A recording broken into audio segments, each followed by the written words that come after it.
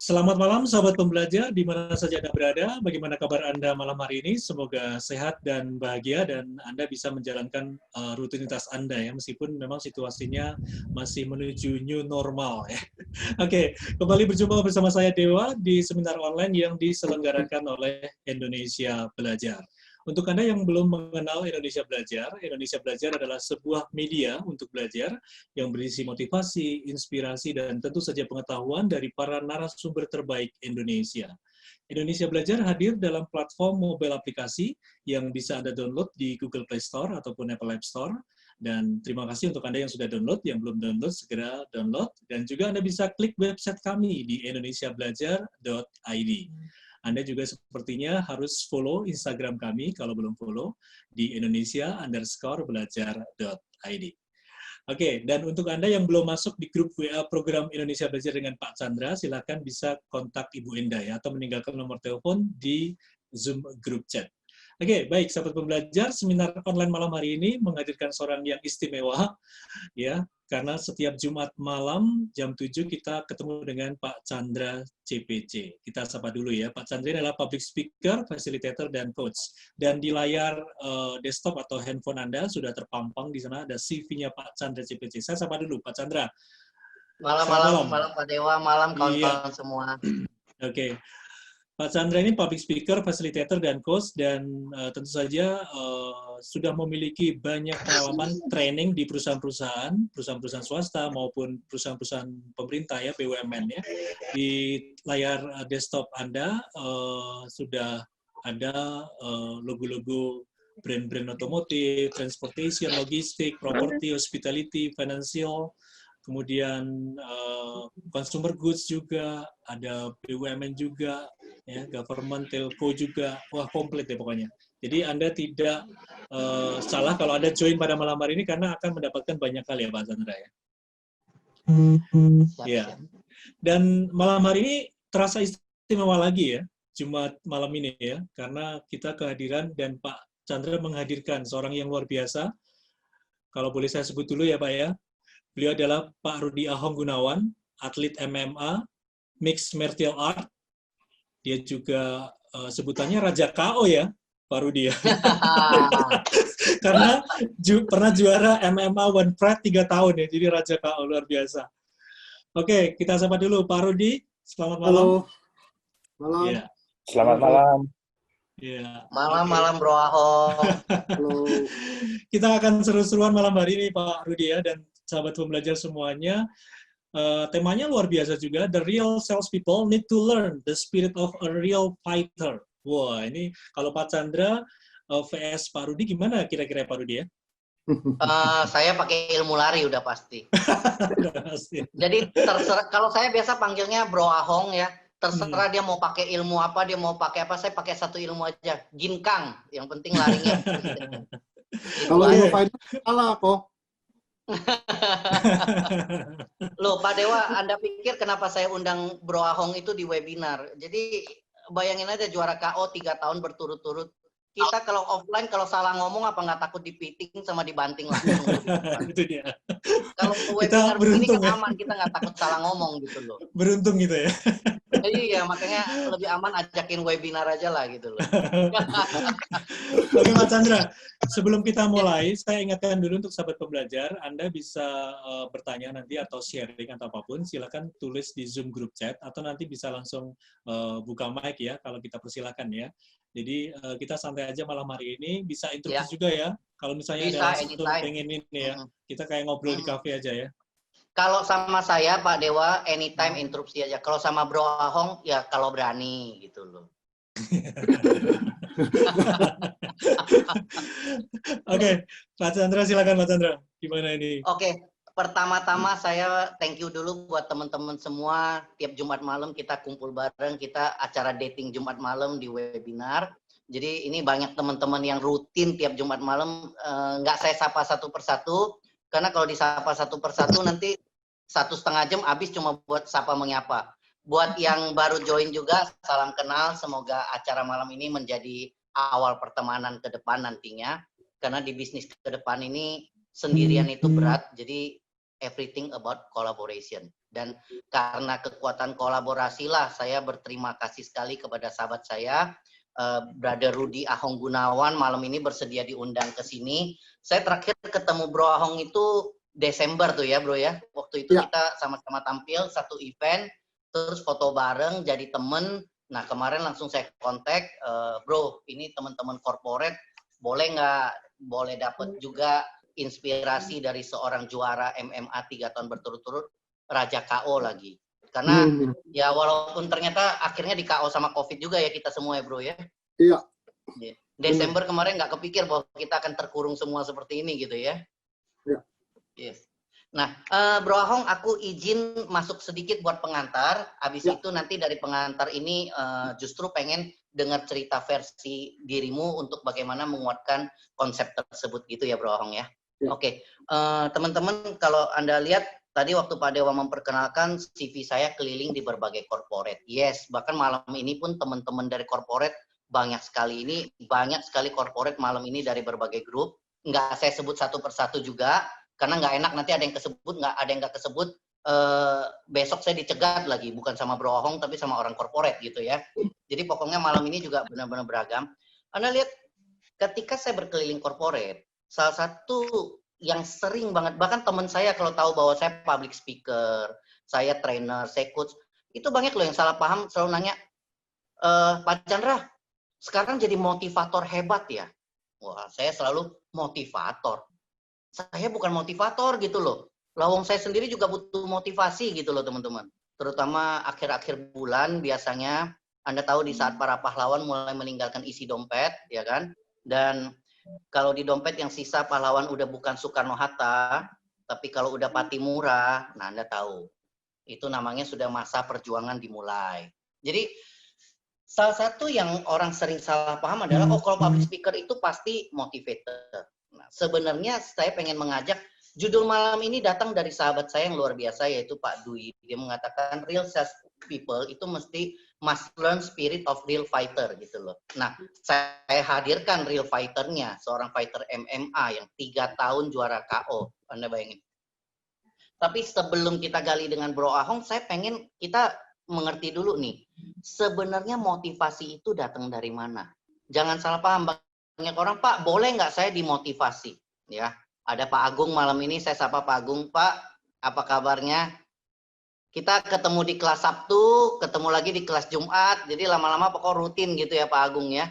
Nah, ya, Pak. Sebenarnya motivasi menurut Pak Agung datang dari mana sih Pak? Saya sering loh diminta orang, bisa nggak kasih kita motivasi? Saya suka bingung karena saya sendiri juga butuh motivasi gitu loh Pak. Jadi gimana cara ngasih motivasi? Nah kalau menurut Pak Agung motivasi itu apa sih Pak? Kalau menurut saya motivasi bisa berasal dari diri sendiri dan kok orang jawaban lain. Anda bisa sama kayak Bu Vika di Bali ya? Anda terkonek atau gimana nih? Jadi Bu Vika juga langsung ngechat tuh, motivasi itu datang dari diri sendiri. Yes, motivasi itu sebenarnya buat saya motivasi itu mindset. Nah, mindset ini kita mesti hati-hati nih. Mindset itu buat saya berlaku satu prinsip pertama. Mindset itu apapun yang Anda pikirkan, Anda benar. Makanya saya tidak pernah berdebat dengan orang soal mindset. Jadi hati-hati. Karena tadi Bu Vika dan Pak Agung mengatakan bahwa motivasi datang dari diri sendiri. Ada Pak Ngarso Dalam mengatakan datang dari keinginan. Dipahamin dulu. Kekuatan motivasi itu datang dari mindset. Dan yang mengerikan dari mindset, yang ada di sini ini adalah sebuah komputer yang paling luar biasa di alam semesta. Komputer ini akan melakukan apapun yang Anda programkan. Sehingga apapun yang Anda pikirkan, Anda benar. Jadi Anda tuh tidak pernah salah. Makanya saya sering nih, kalau orang mengatakan pada saya, terutama kalau saya kelas sales, ya baru mulai udah orang bilang, Pak Chandra, penjualan kok sekarang susah sekali Pak, kondisi susah banget ini gara-gara COVID, semua perekonomian berhenti, ekonomi stop, nggak bisa jualan, ekonomi morat-marit. Saya tanya dulu, Anda semua setuju atau enggak? Pasti, kita semua mengalami, gitu kan. Nah, saya biasa kalau orang sibuk, saya biarin dulu dia cerita, 10 menit, 15 menit, dia cerita betapa semuanya sulit, nggak ada jalan keluar. Dan terakhir dia tanya, menurut Pak Chandra apa yang harus saya lakukan supaya masalah ini berlalu? Ya biasa saya kasih jawaban singkat aja sih, Pak Agung. Ya resign aja, kan masalah selesai gitu. Jadi maksudnya kalau Anda berfokus pada masalah semua sulit, ya tinggal masalahnya diselesaikan aja. Kita resign kan masalahnya selesai. Ya, di layar saya ada Bu Indawati juga. Ini Bu Indawati Tirto Raharjo, SBY itu berarti Surabaya ya Bu ya? Betul Pak, Surabaya Pak. Wah, ini sama kayak Jakarta, kedudukannya setara Bu, zona hitam Bu. Tiap hari rekor baru kita antara Jakarta dan Surabaya ya begitu. Nah, iya jadi, Pak. Bu Indah, kalau orang mengatakan semua sulit, semua mampet, semua mentok, saya setuju. Jadi kalau Anda tanya mesti bagaimana, ya stop aja, nggak usah di fight lagi. Tapi kalau orang mengatakan, Pak, kondisi susah, semua lagi sulit, tapi kelihatannya kok masih ada yang kita belum lakukan ya, masih ada yang kita bisa lakukan lebih baik ya. Nah, saya kalau begitu saya akan bilang, yuk kita duduk, kita petain. Apa yang kita masih bisa kerjakan lebih baik, kita pikirkan. Apa yang belum kita kerjakan, kita kerjakan. Jadi Anda lihat nih teman-teman, dua hal ini, dua-duanya sama-sama mindset loh. Dan mindset itu cara pandang. Tidak peduli bagaimana cara Anda memandang, Anda benar. Makanya kan ada kisah, ini kisah klasik, mungkin Anda udah sering dengar. Tapi saya ceritakan supaya dapat gambaran. Betapa seorang pemilik bisnis mengirimkan salesman-nya, dia bilang ke salesman-nya, kamu coba survei market di Afrika.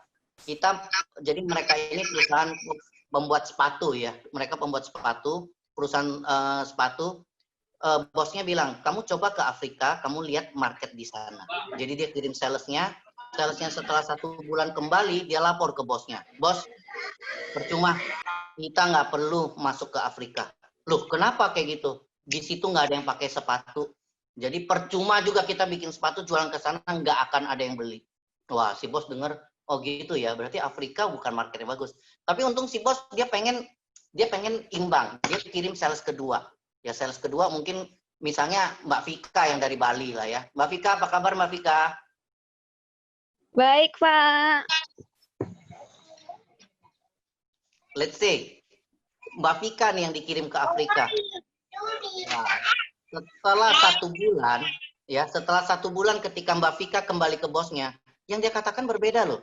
Dia bilang ke bosnya, bos, Afrika itu market yang paling luar biasa. Jangan sampai kita nggak masuk. Ya bosnya nanya, loh kenapa begitu? Ya Mbak Vika bilang, ya karena nggak ada yang pakai sepatu di situ. Berarti kalau kita jual sepatu tuh akan jadi satu market yang luar biasa.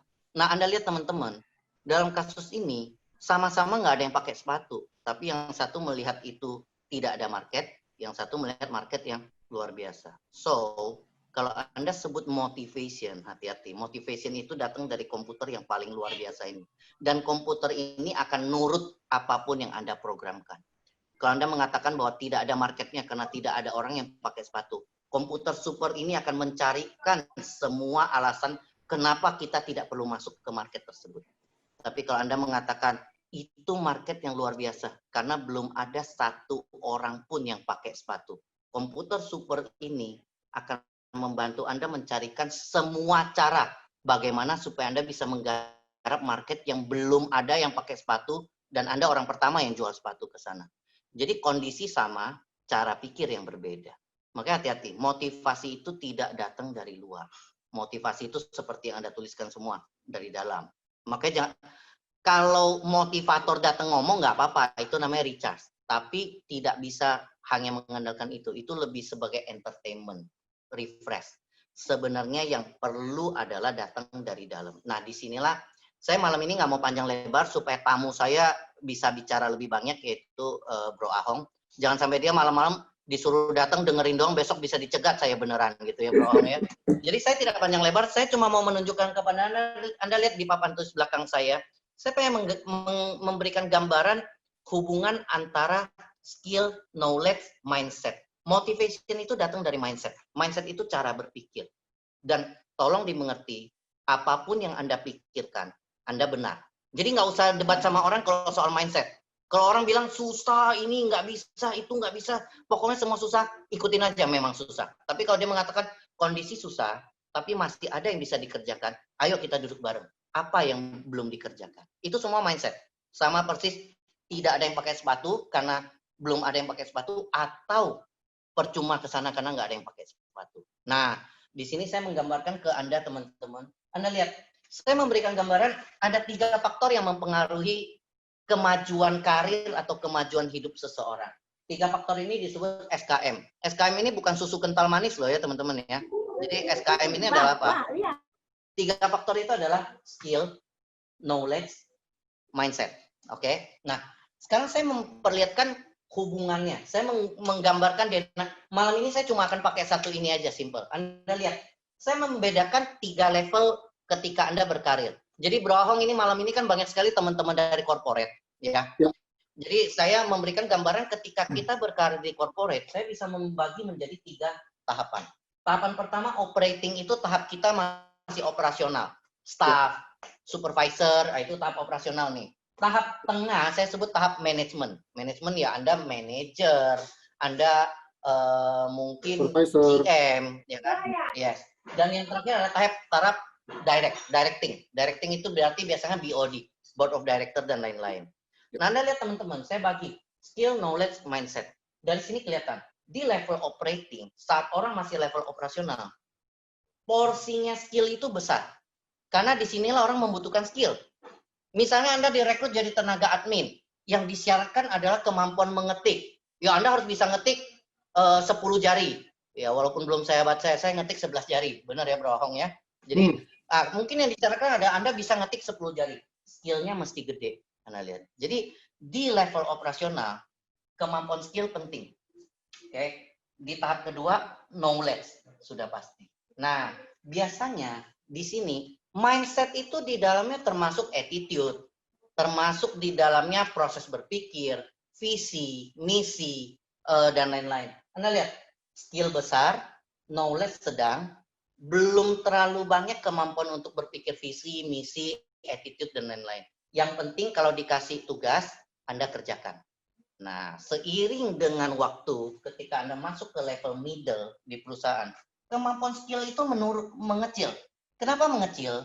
Karena persyaratan level manajemen itu adalah kemampuan mendelegasikan. Benar nggak teman-teman?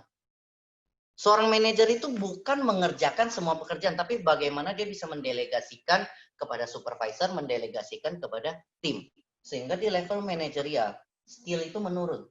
Nah, knowledge akan relatif sama, Anda lihat. Jadi di tiap tahap itu knowledge harus ditambah terus. Nah, syukurlah Bro Ahong, berarti kan training sama coaching jalan terus gitu loh. Ya kan? Makanya lahan bisnis saya aman lah. Karena di setiap level, knowledge itu kurang lebih, setiap level membutuhkan knowledge yang berbeda. Sehingga dia akan kurang lebih sama. Tetapi, attitude akan membesar banget. Mindset akan semakin berubah. Karena seseorang di level manager, middle, itu sudah perlu berpikir logik proses bisnis, ya, mampu mengerti bisnis canvassing model, mengerti proses tidak hanya melakukan, tapi udah harus bisa berinisiatif. Ketika kita bawa lagi ke atas teman-teman, begitu mencapai level directing, berarti BOD dan lain-lain, Anda lihat, skill itu semakin mengecil loh. Karena kalau tadinya disyaratkan kemampuan mengetik 10 jari, masa ada direktur disyaratkan dia bisa mengetik 10 jari? Anda pernah dengar, maksudnya, oh salah satu syarat menjadi direktur di perusahaan kami adalah Anda bisa ngetik cepat 10 jari gitu loh. Nah, skill makin mengecil, knowledge relatif sama, tetapi mindset itu akan paling menentukan. Jadi hati-hati dengan mindset. Ini adalah sebuah power yang paling luar biasa. Banyak orang yang tanya sama saya, Pak, salah satu tips supaya karir maju dengan cepat di mana? Ininya nih. Kalau mindsetnya salah, arahnya ya udah pasti salah. Nah, yang harus hati-hati adalah komputer super yang di sini ini benar-benar nurut. Apapun yang Anda program, dia ikut. Sama seperti tadi kalau Anda programkan bahwa di Afrika tidak ada market untuk sepatu, karena tidak ada satu orang pun yang pakai sepatu. Logik kan teman-teman? Itu akan menjadi the real realita yang baru.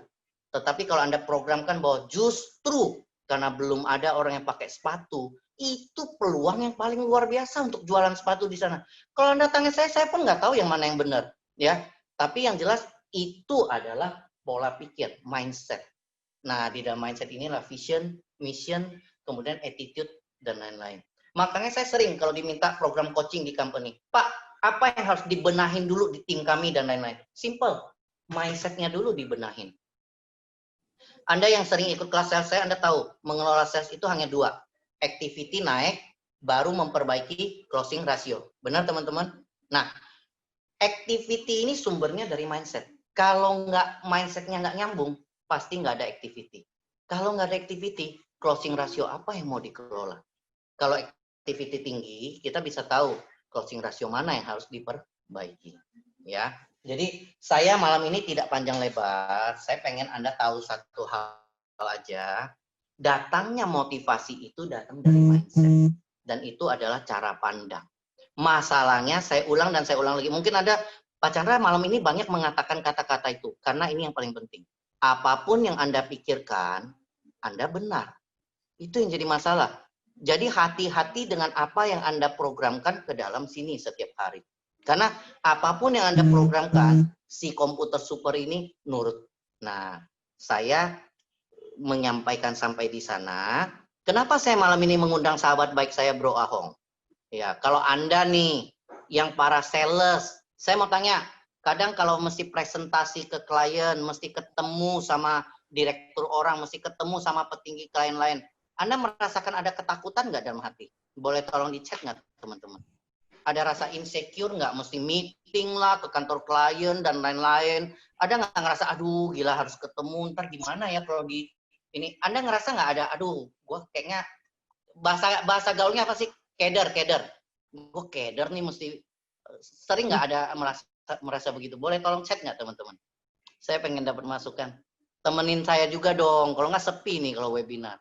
Bro Hong, kalau webinar begini nih, biarpun pesertanya 100 orang, kita mah sendirian aja di sini gitu loh. Yes, sometimes. Ya Pak Martin Syahputra, sometimes. Ya merasa takut itu wajar Pak, merasa takut itu bagian dari mindset. Nah, persoalannya adalah keberanian itu bukannya tidak merasakan takut. Jadi kalau orang tidak merasa takut itu bukan berani. Berani itu justru ketika merasa takut, tapi memutuskan untuk menghadapi ketakutan itu. Nah, malam ini saya pengen Anda dengar dari seorang Rudy Ahong Gunawan yang 3 tahun jadi juara KO. Seberapa takut dia sebelum masuk heksagon tiap malam ketika harus bertarung. Anda kalau lihat saya posting IG hari ini, saya berfoto bersama dengan Bro Ahong, ya iya, saya sih kelihatan lebih mini dibanding dia. Tapi yang dia lawan di dalam heksagon bukan yang seukuran saya, Bo. Yang dia lawan ya seukuran dia gitu loh. Jadi pertarungan itu kita tanya, apakah dia ngerasa takut atau emang dia juga nggak ada ngerasa apa-apa, pokoknya masuk tonjok selesai gitu loh. Nah, sampai di sini saya pengen ngobrol dengan Bro Ahong. Seperti biasa, siapapun yang mau tanya silakan. Pak Dewa juga saya persilakan Pak, kita co-hosting bareng Pak. Kita nanya bareng boleh ya. Bro Ahong. Siap. Ya. Saya pengen nanya nih. Kalau saya bertanya, saya selalu pengen tahu dulu awalnya passion dari mana. Dari kapan lu tahu bahwa lu akan hidup dengan mukulin orang gitu loh, Bro? Enggak, gue nggak pernah kepikiran untuk hidup dalam mukulin orang gitu, nggak pernah. Gue orang cinta damai, Oke, bro. itu bercanda ya, itu ngomongan bercanda ya. Karena Cinta jangan damai, salah, bro. MMA itu olahraga. MMA itu olahraga, tapi itu omongan bercanda. Oke, Bro, dari kapan lu tahu bahwa ini passion lu? Karena gue selalu pengen tahu passion orang dulu. Apapun pilihan profesi orang, itu pasti datang dari passion dia dulu. Gue bukan dari passion. Passion gue nggak jadi seperti itu. Okay. Gue cuma pengen, bukan sebagai petarung, enggak. Dulu gue pengennya jadi tentara. Tujuan awalnya pengen jadi tentara ya? Ya, tujuan gue jadi tentara adalah menolong orang. Intinya jadi hidup itu untuk menolong. Yes. Hidup itu untuk menolong. Jadi gue nggak tahu kenapa gue keceburnya di dunia fighter. Yang sebenarnya gue orang nggak suka berantem. Cuman lu malah nggak suka berantem, Bro? Nggak suka. Cuman kalau kepepet ya berantem. Gitu. Jadi intinya passion gue sebenarnya adalah pengen menjadi nolong orang, satu. Kedua, mengharumkan nama negara sebenarnya. Jadi bagaimana sih cara mengharumkan negara? Ya satu, mungkin kalau gue nggak bisa jadi tentara, ya gue jadi atlet. Nah, pada saat gue jadi atlet, apapun yang gue lakukan, yang penting gue sudah berusaha untuk membela nama negara. Nah, itu mengharumkan nama negara. Tujuannya sih ke arah sana. Oh, jadi itu awalnya justru pengen jadi tentara. Berarti lu banyak melatih body dan lain-lain karena cita-citanya sebenarnya pengen masuk ke tentara gitu awalnya. Ya, karena gue dari kelas 6 SD badan gue udah berotot. Serius? Gue udah sispek. 6 SD gue udah sispek, Wah. gue keluar semua. 6 SD. Kalau gue dari 6 SD udah one pack, bro. Nggak, gue sering latihan aja. Oh, jadi dari waktu SD sudah committed pengen masuk tentara, berarti udah membentuk tubuh gitu ya? Karena tahu bahwa, jadi mindset-nya pengen membentuk tubuh supaya bisa masuk ke tentara gitu. Sebenarnya nggak, apapun itu. Misalkan gue ke kepolisian, misalkan gue ke tentara, misalkan gue... intinya, apapun pekerjaannya, tetapi kalau nggak sesuai, tetapi harus tetap bisa menolong orang. Intinya seperti itu sih. Yes. Kayaknya kalau gue lihat berarti lu punya passion nih di sesuatu yang bersifat pengabdian ya, bro ya. Maksudnya lu memandang pekerjaan adalah di pengabdian ya. Maksudnya pengabdian itu mungkin kalau di Amerika mereka sebutnya sebagai public servant gitu loh. Maksudnya pelayan publik gitu loh. Dan pelayan publik itu everything loh. Pejabat juga pelayan publik kan gitu loh. Tentara juga pelayan publik, polisi juga pelayan publik, public servant. Jadi kayaknya di pikiran tuh bagaimana bisa melayani dan berbakti gitu ya ceritanya ya, bro ya. Ya, jadi kalau kita nggak bisa berbuat baik hari ini, ya kita berbuat baik besok. Besok nggak bisa, ya lusa kita berbuat baik. Jadi kapanpun ya mesti berbuat baik. Keren bro, gue jadi inget naik mikrolet, hari ini bayar, besok gratis gitu loh. Nah itu dia, gue selalu ngutang tuh. Masalahnya besok gue naik, bacanya ya begitu lagi, hari ini bayar, besok gratis. Jadi sampai hari ini belum pernah dapat gratisnya tuh, gitu loh. Lain kali lu Pak Dewa, kalau ada yang mau ditanya silakan loh Pak, sambil jam in loh. Nanti kalau enggak saya yang nanya terus loh. Pak Dewa ada yang mau ditanya nggak? Belum. Belum ya? Ini kalau sampai habis Pak Dewa nggak nanya, nanti bayarannya saya yang klaim loh. Berarti saya kerja habis nih malam ini. Oke. Mungkin saya boleh berbicara mungkin mengenai sales ya. Iya, mau dong. Pengen dengar dong. Mungkin begini, jadi kurang lebih sebenarnya sales dengan fighter sama. Kurang lebih sama. Mereka mesti menghadapi yang namanya calon pembeli, mereka mesti ngadepin pengusahanya ya kan, untuk jadi gitu misalkan. Nah, gimana cara menghadapinya kan gitu kan intinya. Nah, sama itu juga yang dialami oleh saya pada saat saya menerima tantangan dari orang lain mau fight. Jujur, 3 bulan sebelum pada saat menerima tantangan sih, ayo gue terima. Tetapi pas udah lewat itu sebulan, 3 minggu, 2 minggu, moga-moga itu lawan gue sakit perut ya, biar gue nggak jadi berantem. Jadi seorang Ahong juga bisa mikir seperti itu ya bro ya? Bisa, jadi karena itu dia, seperti yang lu bilang, berani tetapi harus punya rasa takut. Karena rasa takut itu yang bisa mengingatkan kita, yang bisa kasih tahu kita itu, lu jangan jemawa, lu tuh jangan sombong. Lu tuh jangan merasa lu tuh bisa dan merasa lu tuh sanggup gitu. Jadi nggak ada sesuatu itu kalau yang bisa tanpa adanya doa misalkan ya kan. Nah, jadi semuanya itu tergantung dari mindset. Memang benar mindset.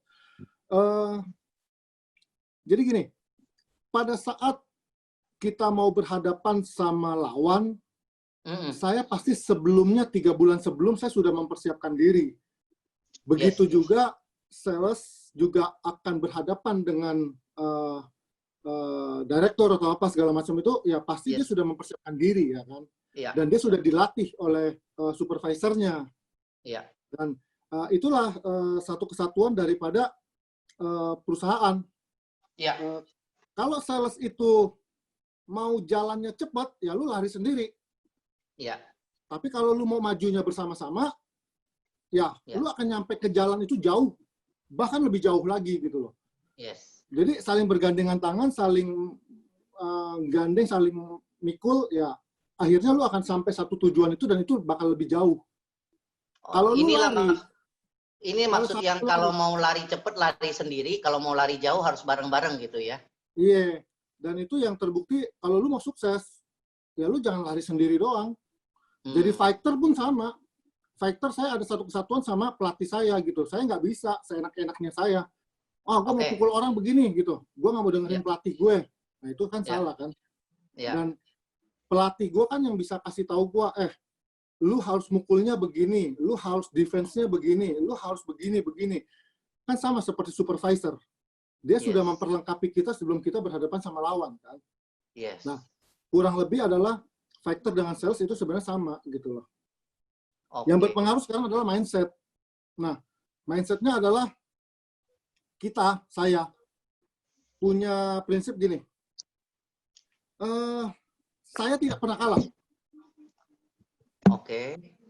Saya tidak pernah kalah, tetapi yang ada adalah saya menang atau saya belajar. Wow. Oke. Oke. Jadi saya tidak pernah yang takut saya kalah gitu. Saya nggak takut. Kemarin kalau teman-teman mungkin tahu, saya pertandingan terakhir saya kalah gitu. Pertandingan ke-10 saya kalah. Saya 9 kali menang terus-terusan, hanya hitungan detik. Kemudian yang ke-10 saya kalah. Saya lepas sabuk, ya kan? Saya tidak takut untuk kalah gitu. Karena di kamus saya bukan kalah. Hanya ada lu menang atau lu belajar. Gitu. Nah, kenapa saya bilang saya nggak takut kalah? Karena tangan saya, kalau teman-teman tahu, tangan saya ini patah. Jari saya ini patah. Ini bekas jahitan, operasi. Jadi pada saat yang ke-10, pertandingan yang ke-10, dokter sudah bilang, lu nggak boleh tanding. Kalau lu tanding, lu pasti kalah. Dokter udah bilang. Cuman, saya sebagai fighter, bukannya jemawa, tetapi lebih baik saya kalah dalam berusaha daripada menyerahkan sesuatu yang saya sudah raih 9 kali berturut-turut, saya serahkan begitu aja, saya nggak mau.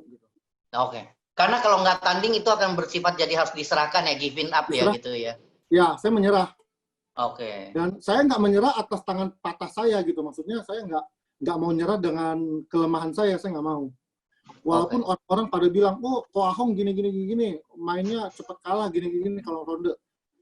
Menurut saya, ya gue siap untuk kalah. Karena bagi mereka,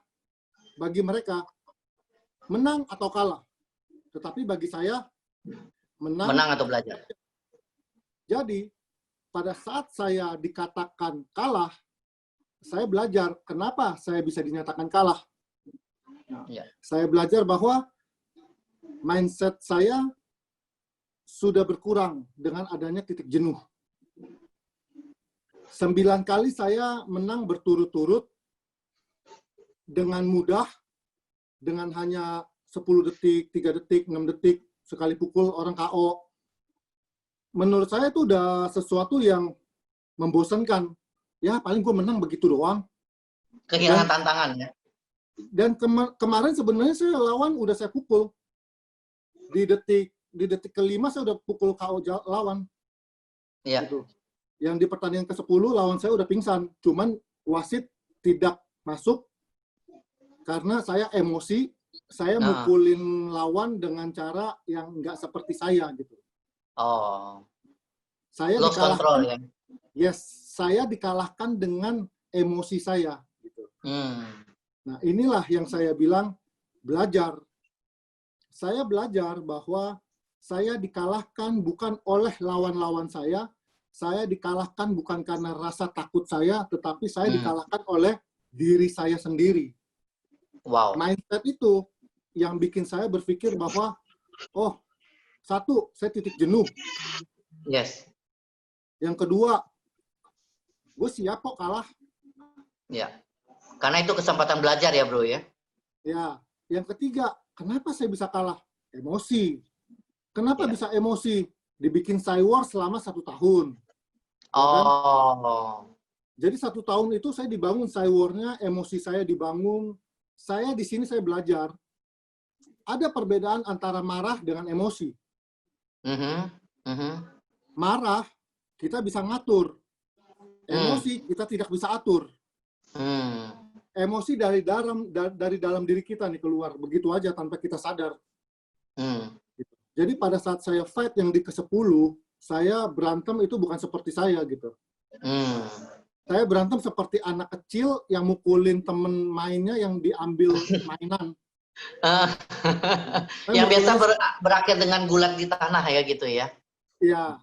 yang mukulnya itu sembrono gitu. Nah, jadi maksud saya di sini saya belajar bahwa sebagai seorang yang sukses, sebagai seorang pemenang, champion, pada saat yang namanya jatuh, itu wajar. Pada yang namanya ada mengalami kegagalan, itu wajar.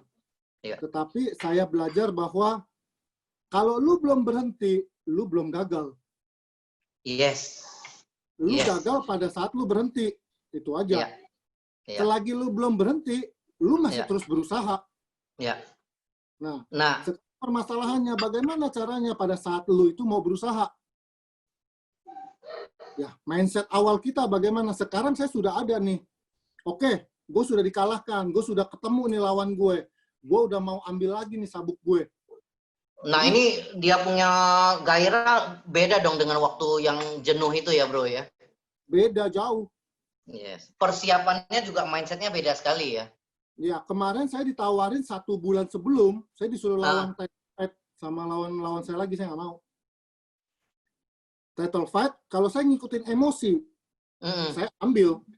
Pengen balas dendam. Pengen balas dendam. Tetapi dia persiapan sudah 3 bulan. Saya 1 bulan ditelepon untuk gantiin lawannya dia yang nggak jadi tanding. Saya mikir, kalau saya mikirin emosi, saya mau balas dendam, saya mau ambil sabuk begitu aja, saya akan terima. Tetapi saya berpikir, keledai aja nggak jatuh dalam lubang yang sama 2 kali. Jadi saya lebih baik, saya undur. Lebih baik saya melihat dulu ngapain gitu. Masih ada waktu untuk mengejar ketinggalan. Yang penting belajar. Kelemahan diri kita itu kita yang harus bisa cari. True. Kita bisa cari, supervisor kita bisa cari, pelatih kita bisa cari. Itulah fungsinya kebersamaan, itulah fungsinya dari corporate ya kali ya.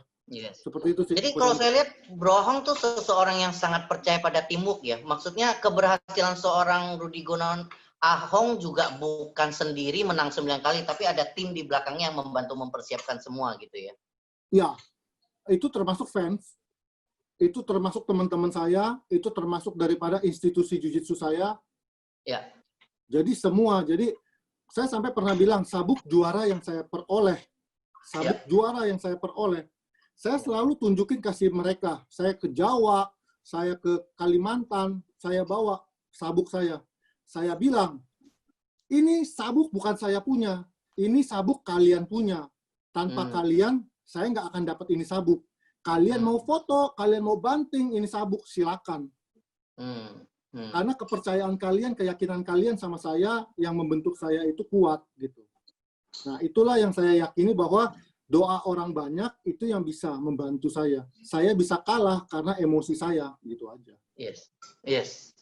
Setuju banget. Ini dari teman-teman ada yang mau nanya nggak sama Bro Hong? Langsung loh, kayak biasa nyalain mic atau mau chat silakan. Kalau saya ngerasa, kalau saya nih ya, malam ini saya ngundang Bro Hong itu benar-benar tepat sekali dengan judul bahwa real sales people itu mesti belajar spirit dari seorang champion.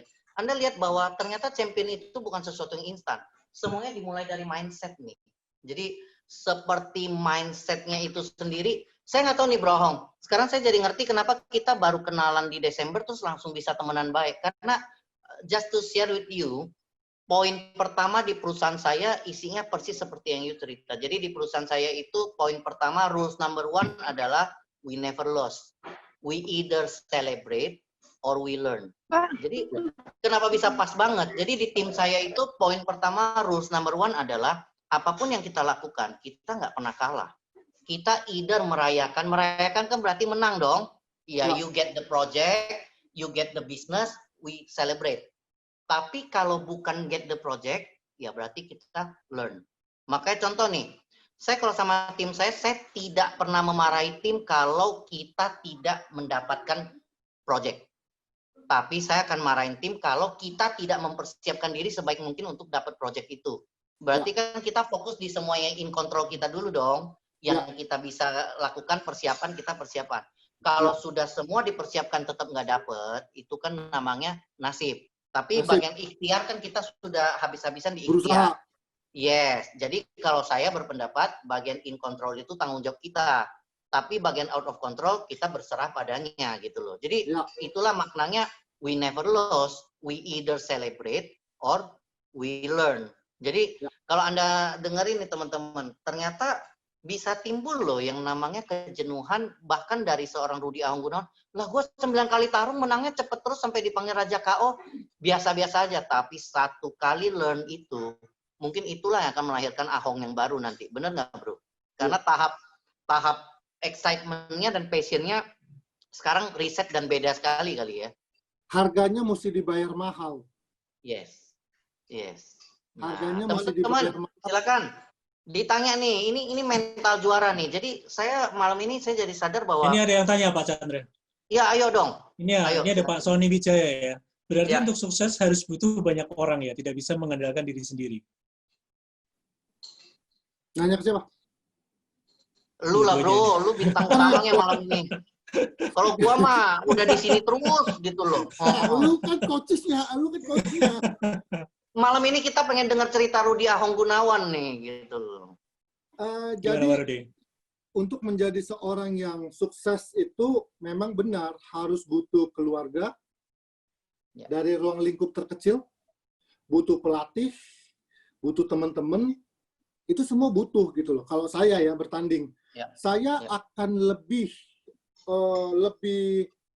semangat lagi jika ada teman-teman saya yang datang di belakang oktagon, neriakin nama saya, Ahong, Ahong, Ahong. Walaupun saya dipukul sekalipun, saya tetap akan bangun gitu ibaratnya. Siapa yang nolongin saya? Ya mereka itu yang di belakang saya. Nah, siapa yang sedih jika saya kalah? Ya mereka itu juga. Mereka bukan mau dorong saya atau jorokin saya, bukan. Tetapi mereka ingin melihat kita itu maju. Mereka ingin melihat seorang Ahong itu bisa membawa panji atau bendera daripada Institut Jiu-Jitsu Indonesia, membanggakan panjinya ya dari senusantara. Itu orang doain sampai jam 2 pagi ditongkrongin, beda waktu di Sulawesi, tetap ditontonin, didoain, diliatin, disemangatin. Itu selalu. Tidak pernah tidak. Jadi kebersamaan itu sangat penting. Karena mereka yang bisa ngingetin pada saat kita itu salah, pada saat kita itu sudah mulai males, pada saat kita itu udah mulai sombong, mereka yang ngingetin itu. Kelompok. Jadi benar ya, kalau mau lari cepet lari sendiri, kalau mau lari jauh harus bareng-bareng ya. Karena jangan salah, kita manusia egonya tinggi. Pada saat kita menjadi pemenang, otak kita mikirnya, lu tuh bukan siapa-siapa, nih gue pemenang. Tapi seorang real champion, mereka harus tahu, sebelum lu jadi juara, sebelum lu jadi sukses, ada orang yang di bawah yang ngangkat lu, yang dorong lu supaya lu naik di atas. Lu nginjek kepala mereka lu.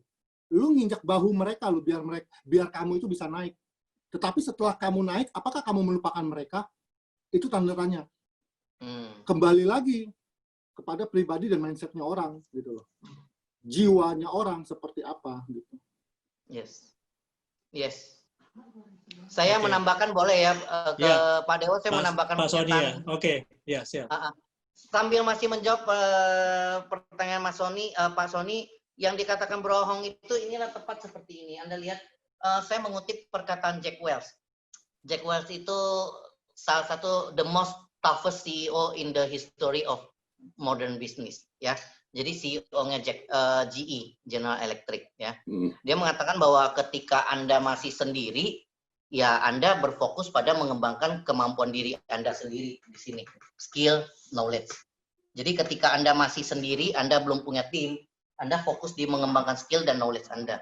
Tetapi ketika Anda memimpin, Anda menjadi pemimpin, Anda sudah harus berpikir untuk bagaimana mendevelop skill dan knowledge orang lain. Makanya ke atas skill makin mengecil, tetapi mindset makin membesar. Jadi sebenarnya kalau kita mau mengerti, skill dan knowledge itu bagian dari IQ. Makanya orang mengatakan, ya IQ adalah skill dan knowledge. Tetapi yang bisa membawa seseorang jauh adalah mindset. Dan mindset itu masuknya di EQ, emotional quotient. Tadi Anda mendengar bahwa Bro Hong mengatakan di pertarungan ke-10 bukan cuma fisik yang dia masalah, tapi dianya juga secara mental di mindsetnya trouble sehingga akhirnya lose control. Nah, itu disinilah mindset itu bagaimana dia mempengaruhi gitu loh. Ya Pak Sony, semoga bisa menjawab pertanyaan Anda. Silakan kalau ada pertanyaan yang lain yang dituju silakan Bro Ahong aja. Dia udah susah payah kita undang, malam ini kita gali dari Bro Ahong. Silakan, masih ada yang mau tanya teman-teman. Saya nggak susah, orang saya cuma tinggal klik doang. Di rumah juga ya Bro ya. Iya. Dia mempersiapkan semua. Sama tim. Ya, tapi kesediaan untuk berbagi waktu, menurut saya malam ini luar biasa karena kita jadi belajar dari mindset seorang champion. Dan buat saya nih Bro Hong, all of us is champion karena semua dari kita punya pertarungan kita masing-masing gitu kan. Dan every day we fight. Benar nggak sih kalau yang harus dikalahkan seringkali bukan orang lain tapi diri sendiri dulu, benar ya? Itu paling benar. Saya dulu waktu di ke-9 saya ditanya sama banyak fans saya, "Koh, siapa lawan terberat selama ini?" Saya dulu sebelum kalah saya jawab, yang melawan terberat itu pasti yang tenaganya besar atau yang bikin tangan saya bisa patah. Ya kan? Saya jawabnya orang itu kan. Saya jawabnya orang lain. Tetapi setelah saya kalah, saya belajar. Ternyata pas ditanya lagi sama fans saya, siapa sih yang paling berat? Siapa sih yang paling menakutkan? Siapa sih yang bisa ngalahin Anda? Bukan yang ngalahin saya di ke-10, bukan. Yang ngalahin saya adalah diri saya sendiri. Yang paling saya takutkan saya sendiri. Yes. Yaitu rasa jenuh lah, rasa sombong lah, rasa nggak mau latihan. Saya sama sekali nggak latihan. Karena saya menurunkan berat badan 10 kilo dalam 3 minggu. Wow, jadi efeknya tubuh tuh jadi bingung juga ya, tiba-tiba hilang segitu banyak gitu ya. Dehidrasi saya, kan 86. Dari 86 ke 76. Ya. Kayaknya cerita lu yang bagian ini sekarang yang wanita-wanita di sini yang paling tertarik. Gua rasa bakal nanya gimana caranya nurunin 10 kilo dalam 3 minggu deh. Ini kayaknya banyak yang jadi mau tahu nih. Kalau gua juga mau tahu, karena efek WFH itu ya langsung ke pinggang sih, bro. Lingkar pinggang nambah, lingkar perut nambah dari WFH ini. Gitu. Oke, Pak Sadrani ada yang nanya lagi, Pak. Ya, silakan. Dari Pak Albert Franky Lezar ya. Bro Ahong, tolong share dong pengalaman sebelum pertandingan persiapan apa saja yang dilakukan. Nah, ini dia nih. Saya juga bingung sebenarnya sama teman-teman saya yang ada di locker room. Jadi kita semua fighter sebelum kita fight, kita ada namanya room biru sama room merah. Kalau saya di room merah biasanya, karena saya yang ditantang. Saya di room merah itu, saya ngelihat teman-teman saya semuanya pada tensinya tinggi-tinggi. Semua orang sebelum dia mau fight, dia selalu yang namanya padding. Benar? Pernah lihat UFC nggak? Yes. Di UFC kan fighter-fighternya sebelum dia fight, dia pasti pemanasan mukul-mukul dulu kan? Nah, kalau saya keterbalikan dari mereka, saya punya pemikiran bahwa begini, pada saat saya latihan pukul-pukul, pada saat saya grogi, saya takut, saya mukul-mukul, saya padding, itu sudah saya lakukan 3 bulan sebelum. 1 hari atau sudah di locker room, beberapa jam, itu saya ngopi-ngopi, ngobrol-ngobrol sama temen, ngobrol-ngobrol sama kru TV One. Jadi saya nggak yang grogi, saya nggak yang takutan, nggak, saya yang nggak kepikiran fight-nya gimana, nggak. Saya nggak bawa pikir. Jadi kalau orang-orang pada pukul-pukul padding, saya cuma tiduran, duduk, tutup mata, berdoa. Tidak ada gerak tubuh sama sekali. Gerak tubuh yang saya lakukan adalah dua pertandingan sebelum saya akan pemanasan doang, pelenturan badan. Tidak pukul-pukul. Karena saya punya pikiran bahwa jika saya bergerak terlalu berlebih, tensi darah saya naik. Pada saat tensi darah naik, belum lagi di atas oktagon yang ditonton sama seluruh Indonesia, sama yang ada di studio, itu grogi makin naik. Grogi makin naik, tensi darah naik lagi. Nah, saat itu jika tensi darah sudah naik berlebih, untuk bergerak mukul orang, itu sudah lebih cepat capek. Itu pengaruh. Nah, ini strategi namanya. Bagaimana caranya supaya kita itu tidak menguras tenaga berlebih. Nah, mungkin Bro Chandra, Coach Chandra mungkin pernah lihat kan, saya kan kalau entrance sebelum masuk ke oktagon, entrance-nya kan dari panggung Cherry Bell, Tiger Shark, Yes. saya joget-joget, saya pakai kacamata, gitu kan. Saya mau icebreaker. Saya mau bikin penonton itu senang, saya pengen menghibur penonton. Kenapa? Karena orang-orang tuh semuanya pada tegang. Yes. Di situ saya nggak mau tegang, nggak mau terbawa suasana. Saya yang mengendalikan suasana. Harus saya.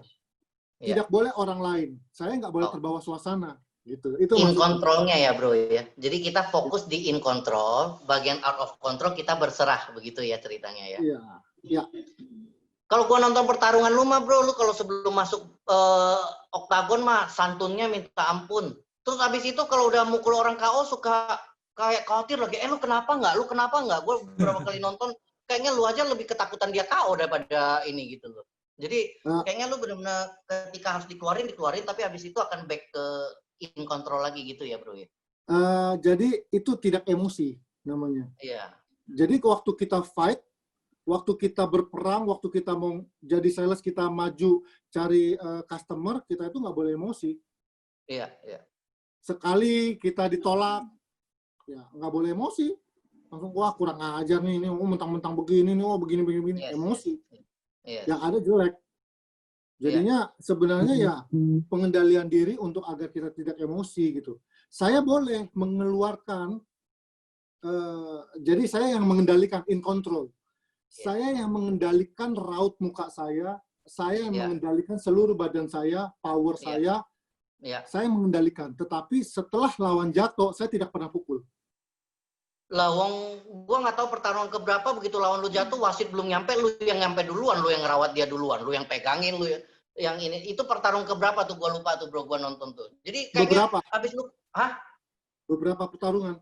Iya, beberapa pertarungan. Jadi sempet beberapa temen cerita ke gua, itu yang juara MMA itu gila hatinya lembut juga ya. Jadi gua rasa waduk jati luhur juga gitu lu bro. Waduk wajah dukun berhati luhur gitu loh. Karena begitu orangnya jatuh, wasit belum nyampe, lu yang lebih care, lu yang sempet megangin dia, sempet ini sampai wasit datang baru wasit yang take over gitu kan.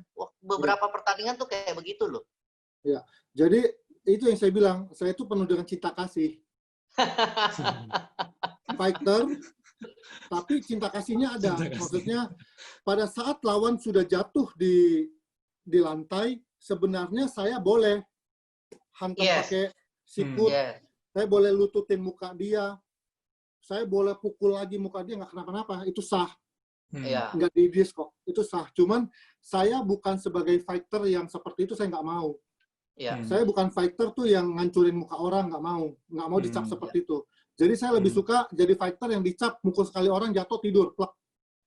Tidur ya? Daripada bonyok, Pak. Iya. Lu sebenarnya fighter apa hipnoterapis bro? Tujuan lu menidurkan orang. Kalau itu jadi hipnoterapis aja bro. Tugasnya menidurkan orang. Bukannya apa kok. Pada saat kita itu saya pernah bikin lawan saya sininya patah. Tulang selangka ya. Di sini patah, saya banting, plek. Dia masih nggak sadar kalau dia ini patah. Adrenalin ya, belum ngerasa sakit, belum ngerasa apa ya. Pas beberapa kali saya kunci, baru dia nge-tap. Tahu bedaannya, saya baru tahu kalau dia itu operasi pasang pen. Telepon saya minta maaf. Jadi itu sisi humanity seorang Ahong gitu ya. Iya, bertarung dengan telepon minta maaf ya, oke. Pak Dewa kayaknya mau nanya deh, silakan Pak Dewa. Iya, itu bertarung dengan hati Pak Chandra. Ya, Bro Ahong ya. Iya. Oke.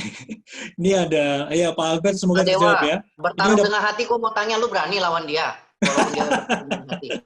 Jangan ngomong berterang pakai hati. Lu berani nggak lawan dia di oktagon? Gue sih tetap nggak berani, biarpun dia baik hati.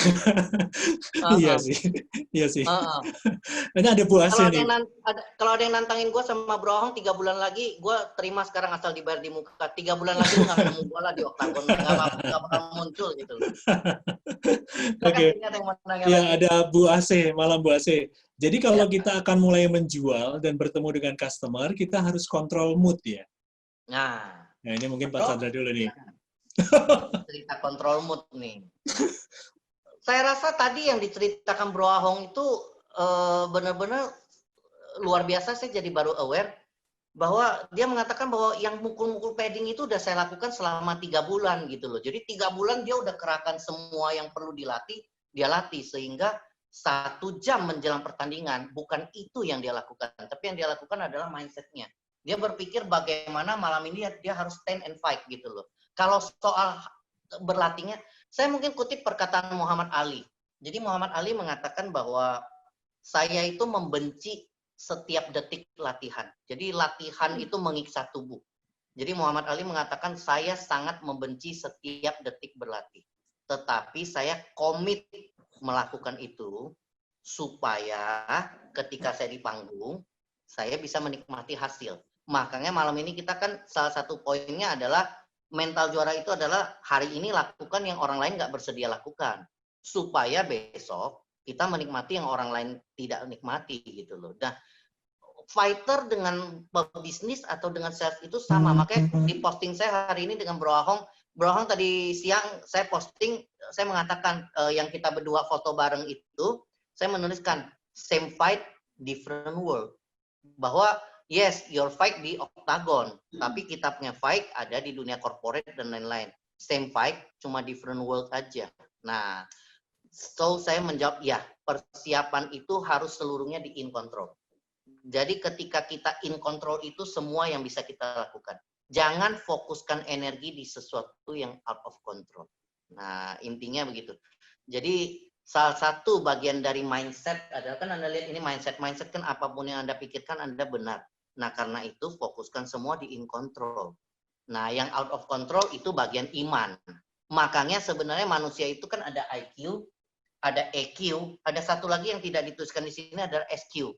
SQ ini bukan Singapore Airlines loh ya. Maksudnya SQ adalah spiritual quotient. Jadi IQ kan adalah intelligence quotient, itu adalah bagian skill dan knowledge. EQ adalah emotional quotient, bagian mindset. Satu lagi adalah SQ, yaitu yang disebut dengan spiritual quotient. Nah, in control itu bermain di IQ dengan EQ. Out of control itu mainnya di SQ. Disitulah bagian dari iman. Untuk semua yang out of control itu berserah. Tapi jangan sesuatu yang in control Anda berserah. Itu namanya bukan beriman, itu namanya memanfaatkan yang maha kuasa. Itu dari saya. Silakan Bro Ahong. Jadi saya kutip ini ya, perjuangan itu keringat, air mata, dan darah, toh? Wah, itu yang kita tuliskan hari ini ya. Nah, itu gimana tuh, Bro? Semuanya itu adalah pengorbanan, toh? Ya.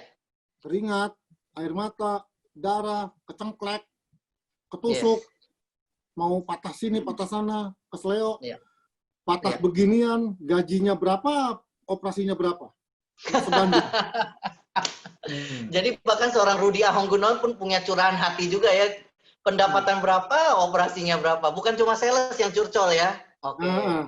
Jadi nggak sebanding gitu. Nggak sebanding. Kalau mau dibilang dengan tangan patah, masa depan saya ini udah putus. Sedangkan saya mengandalkan tangan kanan untuk pukul orang jatuh.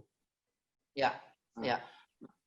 Inilah pengorbanan saya gitu. Patah tulang, tetapi saya tidak mau mundur begitu aja.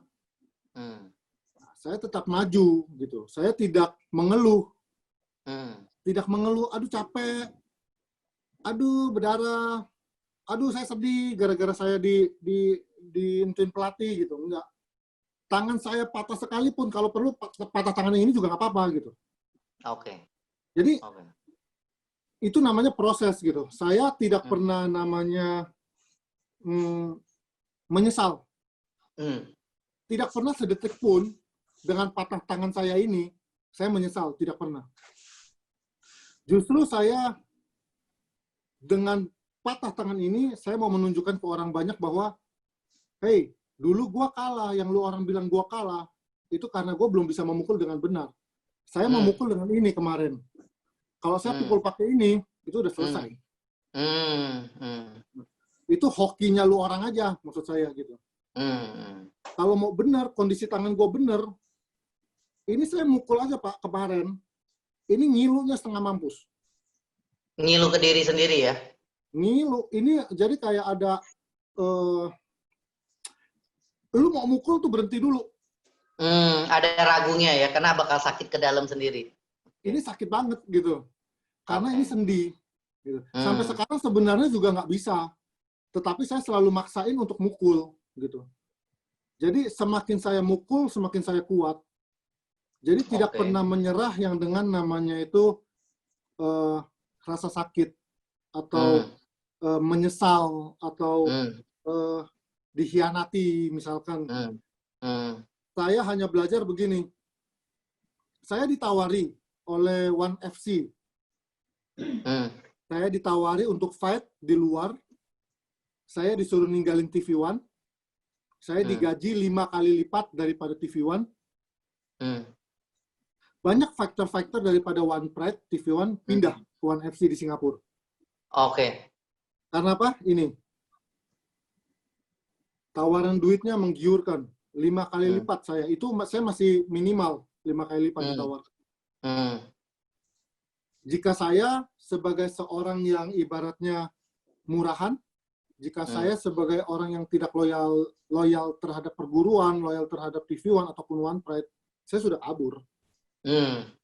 Tetapi yang membentuk saya adalah bela diri saya. Yang membentuk saya sekarang adalah institusi saya gitu. Saya dilatih bahwa kacang itu nggak boleh lupa sama kulit, kata dia gitu. Yes. Kacang tidak boleh lupa sama kulit. Kemudian jika lu ada di atas pohon kelapa, anginnya kenceng, ya lu hati-hati gitu. Nah, seperti itu. Padi semakin berisi semakin merunduk. Saya diajari yang hal-hal yang seperti lu nggak boleh jadi orang sombong. Lu harus ingat, lu dibesarin, nama lu harus tahu, lu dulu bukan siapa-siapa. Sampai lu dikenal atau disenangi oleh banyak orang, itu karena siapa? Nah, itu pun sama berlaku dengan para sales yang mungkin sebelum memikirkan dirinya sendiri, dia harus memikirkan perusahaan. Pada saat dia memajukan perusahaannya, dia memajukan diri dia sendiri. Tapi jika dia memajukan diri dia sendiri, dia belum tentu bisa memajukan perusahaan. Wow. Oke. Kenapa? Karena pada saat dia hanya punya mindset untuk memajukan diri dia sendiri, dia bisa korupsi. Tetapi jika kita loyalitas, kita mau mengembangkan perusahaan kita, atasan kita juga tahu loyalitas kita itu sampai di mana gitu. Gitu. Nah, pada saat loyalitas kita itu diuji, pada saat kita itu dilihat, nilai kita kan naik. Yes. Apa sih yang membentuk kita? Gitu. Yang membentuk kita adalah orang lain. Yang menilai kita adalah orang lain, bukan diri kita sendiri. Kita mungkin pengen memajukan diri kita sendiri karena kita berasa kurang, kita menyesal dengan begini, kita hidup, ngapain gue jualan gini, yang maju juga perusahaan gue, yang maju juga toko gue. Tapi itu nggak ada gunanya. Lu maju cuman buat diri lu, giliran ketahuan, jebret, lu dipecat. Karena saya punya teman kayak gitu. Banyak. Saya thank you banget sama sharing yang poin ini. Disinilah dari tadi sengaja saya belum sebutkan dan ternyata sudah disebutkan lebih dahulu oleh Bro Ahong, cocok banget. Bahwa salah satu bagian paling utama dari mindset adalah integrity. Dan integritas itulah yang menggambarkan diri seseorang gitu loh. Jadi ingat, apapun yang Anda pikirkan Anda benar. Anda boleh berpegang pada integritas atau Anda boleh mempermainkan integritas, tapi ada harga yang harus dibayar. Nah, dunia sales dengan dunia pertarungan rupanya sama ya gitu ya, Bro Ahong ya. Sama. Gue lihat ternyata lu tuh penuh dengan filosofi ya gitu ya, Bro ya. Filosofi kopi, gue kebanyakan minum kopi tadi. Filosofi kopi ya. Tapi enggak, maksud gue ternyata lu orangnya yang sangat berpikir tuh sangat Dalam. maksudnya ada value yang lu pegang sekali, ada prinsip. Jadi artinya lu yang hari ini tuh proses dari keseluruhan proses berpikir tersebut. Mindset seorang, maksud gue ternyata Rudi Gunawan Ahong yang juara itu bukan cuma fisiknya yang juara, tapi pikirannya harus duluan nyampe. Mindsetnya dulu, baru bodinya ngikut. Bener nggak, Bro? Makanya ada sebutan mental juara. Yes. Jadi seseorang dikatakan sebagai juara itu bukan karena dia punya sabuknya. Tetapi jiwa kepribadian individunya, karakter dia, mental dia, menunjukkan siapa dia, apakah dia layak menjadi juara, dia the true champion. Berarti tabel ini bukan cuma buat teman korporat ya, Bro ya. Mau petarung pun dari awal sampai makin naik, mindset yang menentukan dibanding skill ya, Bro ya. Ya. Jadi jujur, mohon maaf, sampai sekarang lawan saya yang ke-10 walaupun dia menang. Iya. Walaupun dia menang, saya sampai terharu gitu. Pada saat saya dinyatakan kalah, saya masih santai-santai dulu, bercanda-bercanda di dalam locker room. Udah agak malam, saya baru keluar. Yang saya saksikan orang banyak yang menangisi saya, orang banyak yang tepuk tangan. Maksud saya, mereka melihat saya itu bukan sebagai pecundang, gitu. Bukan sebagai seorang yang kalah. Tetapi mereka melihat saya adalah sebagai the true champion. Mereka menyatakan itu. Bukan saya yang menyatakan. Saya tidak punya kapabilitas untuk menyatakan saya ini the true champion. Enggak. Ya. Tetapi mereka lah yang menilai saya itu seperti apa. Karena seorang juara, jika mereka sudah sombong, jika mereka menganggap diri mereka itu hebat, kuat, mereka bukan juara. Yes. Karena sabuk gue bisa bikin, Bro. Beli di Ben Hill, Bro. Ben Hill bisa cetak. Jadi gue punya. Tapi nilai perjuangan mencapai sabuk itu yang bermakna gitu ya, Bro ya. Nilai dan apa yang bisa diambil oleh orang lain. Kita menjadi berkat untuk orang lain. Diberkati untuk menjadi berkat. Itu yang paling penting. Wow. Jadi membentuk diri kita sendiri itu untuk membentuk pribadi orang lain. Jadi jangan sampai kita itu menjadi orang brengsek. Gitu. Oke. Nah ini ada satu pertanyaan yang bagus banget baru muncul di layar dari Pak Muhammad Haris. Mungkin Anda nggak tahu sadar atau nggak, ini udah jam 8.15 saking serunya kita dengan Bro Ahong. Kalau nanti saya nggak mengkat, bisa-bisa jam 10 kita masih in session juga nih. Karena ternyata saya baru tahu Bro Ahong itu sedemikian. Tapi boleh nggak ini kita jadikan pertanyaan pamungkas? Karena pertanyaan ini penting. Lu pernah takut nggak sebelum bertanding dan bagaimana mengatasi itu? Maksudnya apakah lu juga takut sebelum tanding atau biasa-biasa aja nggak ngerasa apa-apa? 3 bulan pertama tidak merasa takut. Nah, masih 3 bulan, masih jauh gitu ya, Bro ya. Udah masuk 1 bulan, udah mikir nih, moga-moga tuh lawan gue sakit perut tuh, mencret kayak salah makan apa kayak nggak jadi tanding, mundur. tetap jadi juara tanpa harus tanding ya. Oke. Iya, berharapnya begitu. Oke. Takut juga tuh ketar-ketir. Udah itu, ya namanya kehidupan mesti dihadapin kan. Tadi lu bilang kan, rasa takut itu ya lu mesti hadapin kan. Yes, keberanian itu bukan tidak merasa takut, tapi merasa takut tapi memutuskan untuk menghadapi gitu kan? Ya, karena segala sesuatu, ibaratnya lu keluar rumah aja lu udah siap-siap mati ditabrak mobil. Oh iya benar. Keluar rumah aja udah mesti siap-siap takut, jaga-jaga gitu. Ya karena bisa aja kita ketabrak. Ada faktor out of control yang kita nggak bisa apa-apain gitu kan? Tidak bisa. Cuman ya itu dia.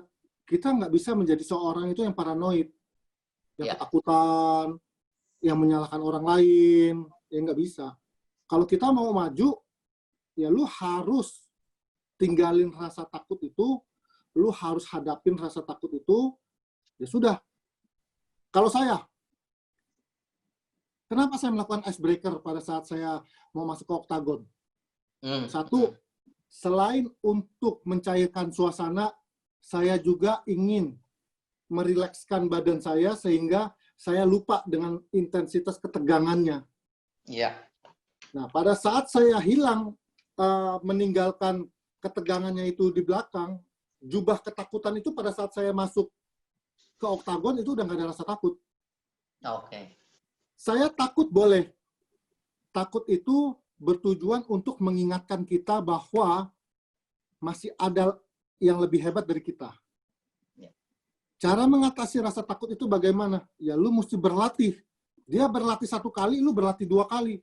Dia berlatih 2 kali, lu berlatih 4 kali. Yes. Gimana caranya? Nah, saya pribadi, kalau saya latihan, belum badan saya sampai sakit, pegel-pegel, linu, semua saya belum sakit, berarti saya belum siap. Makanya yang ke-10, kenapa saya bisa bilang saya belum siap? Saya masih ke Manila. Oh. Oke. Saya masih ke Disitulah. Kuala Lumpur, saya jalan-jalan. Iya. Jadi persiapannya tidak maksimal saat itu karena ada rasa jenuh. Ya. Jadi ternyata benar yang paling susah dikalahkan itu diri sendiri ya bro ya. Dikali Ya. ke-10 itulah lu kalah melawan Rudi Gunawan Ahong ya. Ya. Yang ke Manila, yang ke ini dan sudah mulai meremehkan ya. Gua kan udah disitulah lu kalah melawan Rudi Ahong Gunawan ya bro ya. Ya, bukan kalah melawan Theodorus Ginting. Wow, itu poin luar biasa tuh. Iya. Saya rasa itu penutup yang paling luar biasa tuh teman-teman ya. Jadi di pertarungan ke-10 lah Bro Ahong kalah melawan Bro Ahong gitu loh. Saat dia ke Manila, saat dia ke ini, ketika dia tidak mempersiapkan diri sampai maksimal, itulah yang disebut dengan konsekuensi, benar ya Bro ya? Dan konsekuensinya dibayar dengan harga yang paling mahal. Yes. Tapi nggak apa-apa, ini lagi kepompong, habis ini bakal lahir kupu-kupu. Karena yang sekarang bukan Rudi Gunawan Ahong yang jenuh, tapi Rudi Gunawan Ahong yang lagi passion-passionnya gitu loh. Jadi gua sih agak kasihan sama lawan lo yang ke-11 bro gitu loh. Ya gitu aja. Untung bukan gua gitu loh, terserah dia aja. Terserah dia mempersiapkan diri, karena ini ada seorang Rudi Ahong Gunawan yang lagi passion-passionnya mempersiapkan diri gitu loh. Pak Dewa, sebelum saya kembali ke Pak Dewa, nanti bagi yang mau mengikuti silakan di Instagram Bro Rudi Gunawan Ahong. Ini gua nulisinnya benar ya Bro Rudi ya. Rudi Gunawan Ahong ya, benar ya? Underscore Ahong ya? Underscore ya, oke. Ya. Rudi Gunawan underscore Ahong. Yang mau connect sama saya di Gregorius Chandra ya. Hari ini saya pun post berdua dengan Bro Ahong dan semua poin kita hari ini ada di sana. Jadi silakan yang mau stay connected. Zaman sekarang kartu nama baru sekarang berbentuk IG bro. Jadi kalau ada apa-apa, lu mau tahu lebih lanjut tentang Bro Rudi Gunawan Ahong, tolong di follow Rudi Gunawan underscore Ahong ya. Dengan saya ya keep connected di akun saya @Gregorius Chandra ya. Lihat juga posting bareng kita hari ini. Untungnya bukan bertarung tapi bersalaman gitu loh. Oke. Bro, thank you so much udah berbagi inspirasi dengan kita. Ternyata juara itu setuju banget. Pak Dewa, saya merap up sedikit kata-kata Bro Ahong yang luar biasa sebelum saya kembalikan. Karena itulah disebut mental juara. Jadi perhatikan kata-kata Bro Ahong, itu yang saya sebut dengan wrap up malam ini adalah karena itulah dia disebut mental juara. Mindset. Apapun yang Anda pikirkan, Anda benar. Anda nggak bisa salah loh. Si komputer super yang di sini itu akan nurut apapun yang Anda lakukan. Mental juara, apapun yang Anda pikirkan, Anda benar. Saya kembalikan kepada Pak Dewa. Boleh nggak saya minta sebelumnya, tolong buka mic Anda semua, tolong berikan tepuk tangan paling luar biasa buat bro saya, Rudi Ahong Gunawan. Tolong. Lu tuh luar biasa, webinar aja lu bisa dapat tepuk tangan dari se-Indonesia Raya. Ada yang dari Bali, ada yang dari ini ya. Itu luar biasanya Rudi. Thank you. Pak Dewa, silakan. Terima kasih Pak Chandra, terima kasih Pak Rudi, luar biasa sharingnya malam hari ini. Terima kasih untuk sahabat pembelajar semuanya. Kita buka mic, kita buka kamera, foto bersama dulu nih, foto keluarga. Oh iya, ada foto bersama ini ya. Foto bersama ya. Nanti gua posting lagi bro, yang acara malam ini bro. Kita ada foto bersama. Oke. Foto, kalau gaya fighter gimana nih gaya fighter? Gimana tuh bro? Wah, itu gaya dia Cherry Bell ternyata. Cherry Bell. Oke. Jessica mungkin bisa difoto. Ya, oke Pak. Saya akan hitung ya, kita 3 kali foto. 1, 2, 3. Oke. Satu kali lagi. 1, 2, 3. Dan yang terakhir. 1, 2, 3. Oke, terima kasih. Oke, terima kasih Pak Thank you Rodius. sama-sama, Bro Ahok. Luar Thank you biasa. inspirasinya malam ini. Terima kasih Thank you Mas banget. Chandra. Hebat semuanya. Terima kasih. Ketemu lagi Agustus So, ya. saya izin leave. Thank you. Oke. Thank you.